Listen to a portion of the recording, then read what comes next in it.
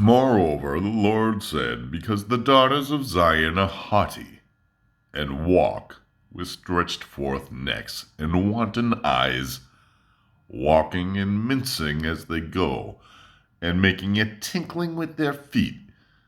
Therefore, the Lord will smite with the scab the crown of the head of the daughters of Zion, and the Lord will lay bare their secret parts.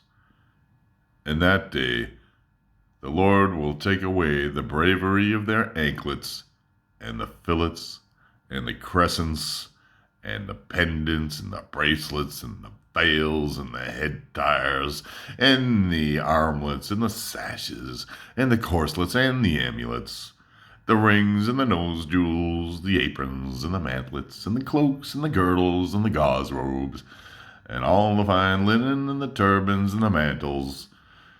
And it shall come to pass that instead of sweet spices there shall be rottenness, and instead of a girdle, rags, and instead of curled hair, baldness, and instead of a stomacher, a girding of sackcloth, branding instead of beauty.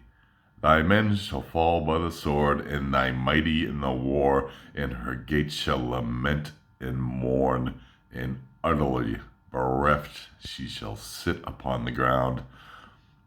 And 7 women shall take hold of one man in that day, saying, We will eat our own bread, and wear our own apparel, only let us be called by thy name. Take thou away our reproach.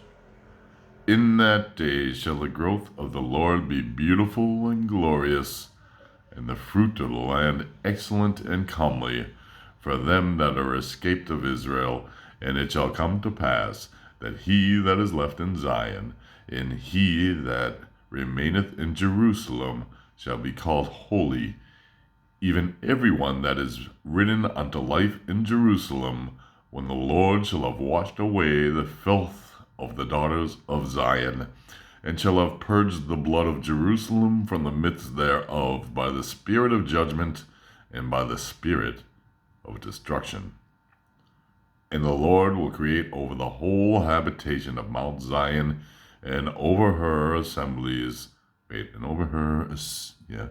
assemblies a cloud and smoke by day, and the shining of a flaming fire by night.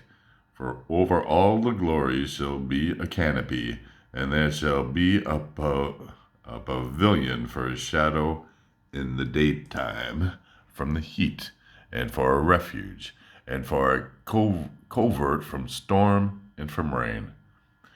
Let me sing of my well-beloved, a song of my beloved touching his vineyard.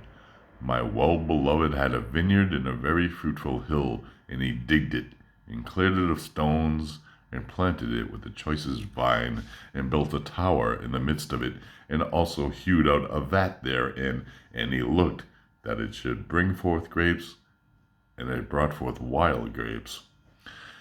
And now, O inhabitants of Jerusalem and men of Judah, judge, I pray you, betwixt me and my vineyard. What could have been done more to my vineyard that I have not done in it?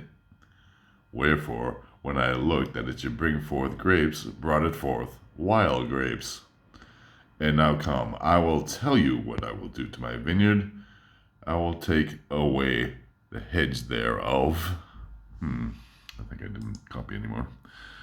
Ooh, sure. Okay, well, I'll have to pick up Isaiah. More Isaiah to be continued.